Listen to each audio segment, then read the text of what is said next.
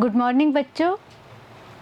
आज हम पढ़ेंगे कक्षा 6 विषय विज्ञान अध्याय 15 हमारे चारों ओर वायु,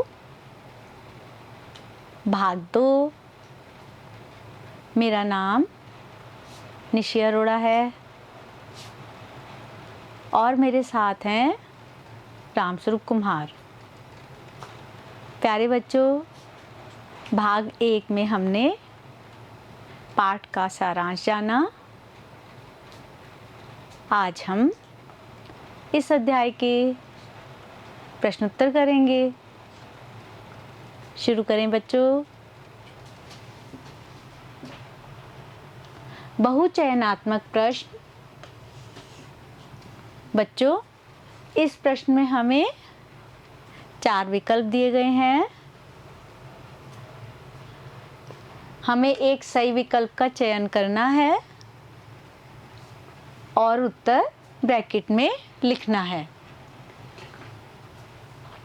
प्रश्न 1, वायु में नाइट्रोजन कितने प्रतिशत पाई जाती है? 21%, 78%, 50% या 1%? बच्चों, हमने पढ़ा था ना, सबसे ज़्यादा वायु में नाइट्रोजन होती है। 78% नाइट्रोजन पाई जाती है। तो इसका सही उत्तर है ब।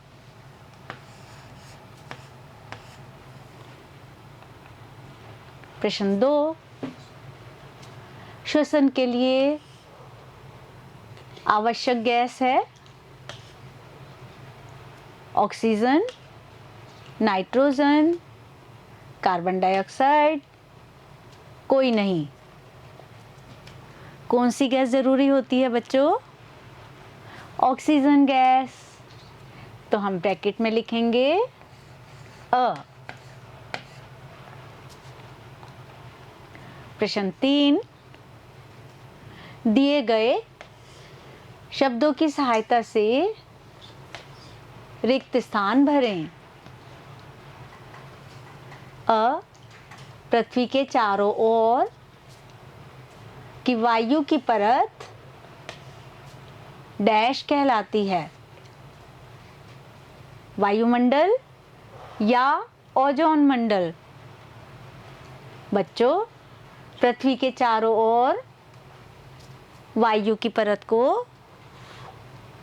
वायुमंडल कहते हैं।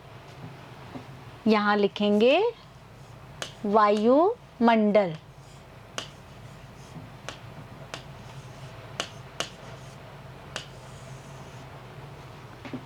ब, हरे पौधों को भोजन बनाने के लिए वायु के अवयव डैश की आवश्यकता होती है, ऑक्सीजन या कार्बन डाइऑक्साइड?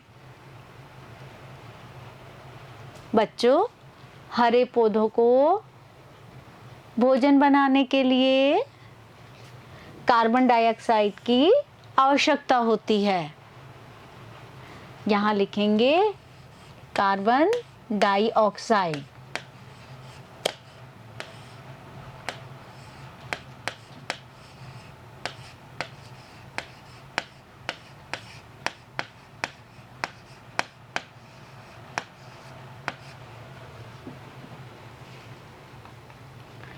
प्रश्न 4, वायु के संघटक क्या हैं? उत्तर वायु, नाइट्रोजन, ऑक्सीजन, कार्बन डाइऑक्साइड, जलवाष्प तथा कुछ अन्य गैसों का मिश्रण है। इसमें कुछ धूल कण भी हो सकते हैं। प्रश्न 5, वायुमंडल की कौन सी गैस श्वसन के लिए आवश्यक है? उत्तर, वायुमंडल की ऑक्सीजन गैस श्वसन के लिए आवश्यक है। प्रश्न 6, 4 क्रियाकलापों की